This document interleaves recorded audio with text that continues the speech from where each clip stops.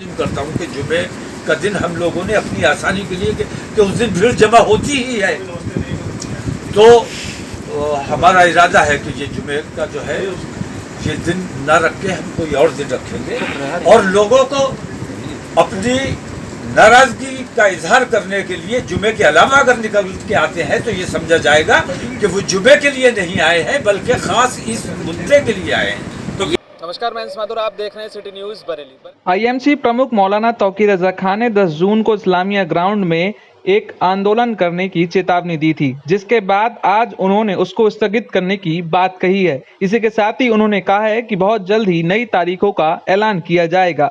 इसी के साथ ही कानपुर दंगे में हुए जो भी ज्यादती को लेकर वो कानपुर जाने की भी बात कह रहे हैं। देखिए इस रिपोर्ट में। एक तो मुझे ये महसूस होता है कि जुमे की जो पवित्रता है वो भंग हो रही है कहीं ना कहीं। हम एहतजाज करने निकलते हैं तो हम चाहते हैं कि हमारे साथ भीड़ होनी चाहिए और भीड़ वो हमें जुमे के दिन आसानी से मिल जाती है। तो अगर लोगों में गम और गुस्सा है, नाराजगी है, तो जुमे के अलावा हमें एहतजाज करना चाहिए। जुमे की जो पवित्रता है, जो अहमियत है, उस अहमियत की में कमी नहीं आनी चाहिए। जुमे की पवित्रता भंग नहीं होनी चाहिए। तो मैंने इरादा ये किया है कि कोशिश ये करूंगा और अपील भी तमाम लोगों से ये करूंगा कि जुमे का दिन इबादत के लिए छोड़ दीजिए। अगर आपको किसी चीज़ के खिलाफ एहतजाज करना है तो अपना ज़रूरी टाइम निकालिए, अपने देश के लिए, अपने समाज के लिए आपकी जिम्मेदारी है। टाइम निकाल कर आइए और जुमे के अलावा किसी दिन अगर जमा होंगे उसकी ज़्यादा अहमियत होगी। तो पुलिस के दिल में भी जुमे को लेकर खौफ रहता है कि जुमे को बहुत भीड़ होगी।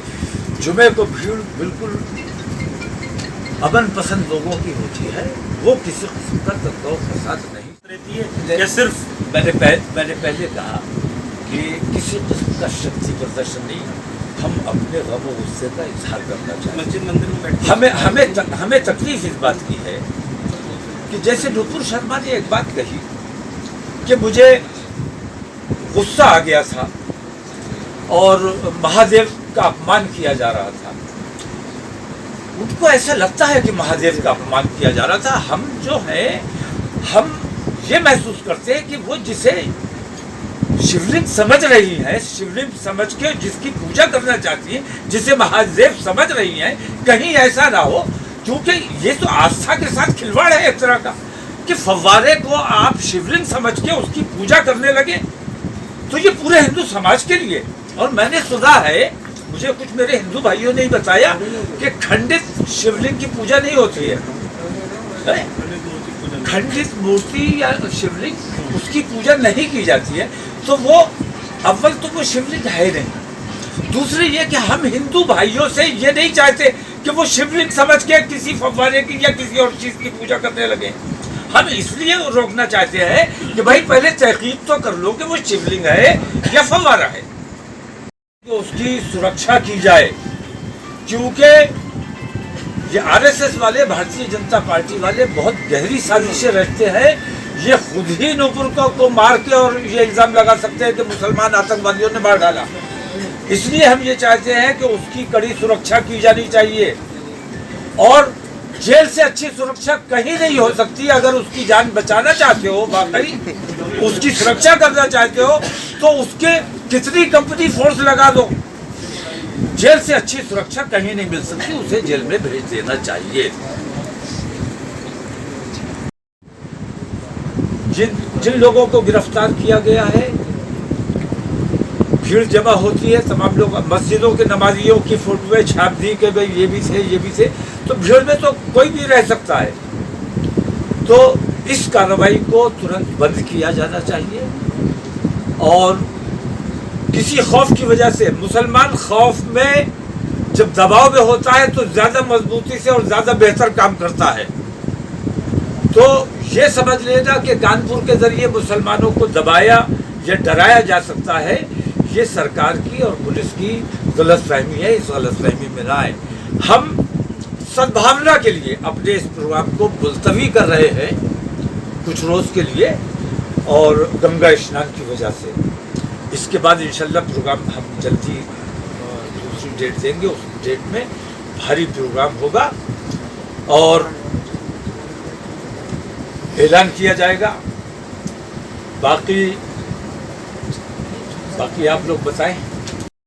मैं उसी नाराजगी, उसी गुस्से की वजह से बोल रहा हूं कि अगर मेरे देश के प्रधानमंत्री ने, मेरे देश की सरकार ने मेरी बात सुन ली होती, क्योंकि मैं तो तुम्हारे घर का हूं, तुम्हारा अपना हूं, चाहे सौतेला हूं, सौतेला ही सही, लेकिन तुम्हारा अपना हूं, तुम्हारे देश का हूं, तो तुम मेरी बात ना सुन के विदेशों की बात सुनते हो, ये मेरे लिए बहुत तकलीफ की बात है। और मैं उन लोगों से भी ये अपील करता हूँ, उन आतंकवादी संगठनों से भी, हमारे घरेलू मामलात में दखल देने की जरूरत नहीं है, और उन तमाम हुकूमतों से भी कि ये हमारा घरेलू मामला है, हम मजबूती से इस मामले की लड़ाई लड़ रहे हैं, हम कहीं कमज़ोर नहीं है, और हमें यकीन है कि आज नहीं तो कल हिंदू समाज में बेदारी आएगी और इसके खिलाफ मुहिम चलाएंगे कि अपने देश का सर विदेशों के सामने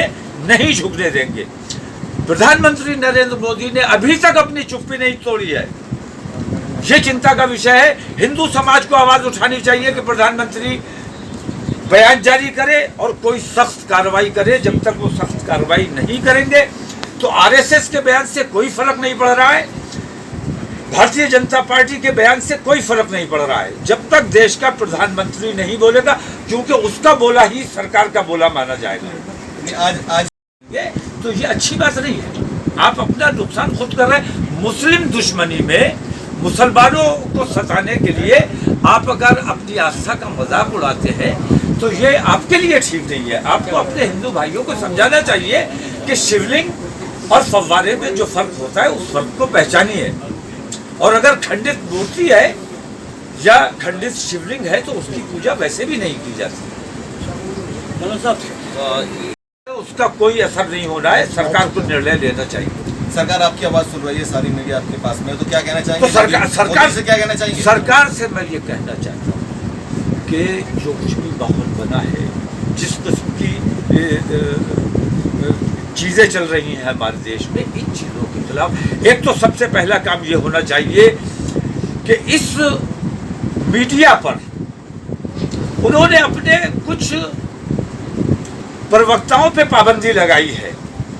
प्रवक्ता पे पाबंदी पार्टी लगा सकती है, लेकिन चैनल पे पाबंदी लगाई जानी चाहिए कि ये हिंदू मुस्लिम और मंदिर मस्जिद जैसे मामलात की डिबेट्स नहीं कराई जाएंगी। ये काम सरकार कर सकती है, पार्टी नहीं कर सकती। तो सरकार को फैसला लेना चाहिए कि इस किस्म की डिबेट से देश में हिंदू मुस्लिम जो माहौल बन रहा है, ये देश के लिए बहुत खतरा है। ये डिबेट फौरन बंद कर दी जानी चाहिए, और इसी डिबेट की वजह से आज जो देश का सर पूरी दुनिया के सामने झुका है, इसी डिबेट की वजह से झुका है। अगर इस डिबेट में नुपुर शर्मा की जबान से गलत अल्फाज ना निकले होते तो ये नौबत ना आई होती। तो सबसे से मैं अपील करूंगा कि आपकी भी अपनी देश के लिए कुछ जिम्मेदारी है। आप अपने देश में एकता, भाईचारे, प्यार मोहब्बत का माहौल बनाने की कोशिश करें।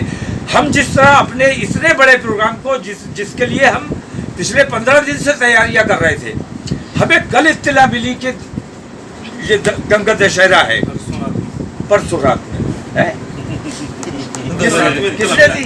आपको पता है? नहीं, कल रात, परसों रात नहीं कल मेरे मुलतवी कर दिया, कदम वापस नहीं लिया है, प्रोग्राम को मुलतवी किया है चंद रोज के लिए, और दूसरी तारीख का चलती है। जिसमें पुलिस दूसरे पक्ष के साथ मिलकर मुसलमानों पर पथराव कर रही है। मेरे पास भी वीडियो है जिसमें हिंदू घर की छत पर से पथराव किया जा रहा है। वो तमाम वीडियोस हैं, प्रचलन में है और वायरल हो चुके हैं। उन वीडियोस का संज्ञान पुलिस को लेना चाहिए और उन पर कार्रवाई करनी चाहिए। उन घरों से जहां से पथराव हुआ है, उन घरों पर बुलडोजर की कार्रवाई की जानी चाहिए। जिन हयात से आप कह रहे हैं आपकी बात हुई थी, उन्होंने कहा कि कॉल वापस ले ली है, आपने भी कहा था। ये तो जिला प्रशासन सब बताएगा। लेकिन उनके मोबाइल के व्हाट्सएप पे तमाम चैटिंग, तमाम चीजें, PFI का कनेक्शन भी सामने आया है उसमें। भाई मेरा मोबाइल ले जाओ, मेरा लैपटॉप ले जाओ और कहीं का भी कनेक्शन निकाल के दिखा दो, इसका कोई मतलब नहीं होता।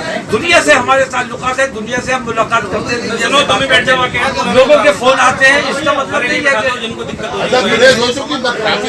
2.5 लाख लोग आने को थे।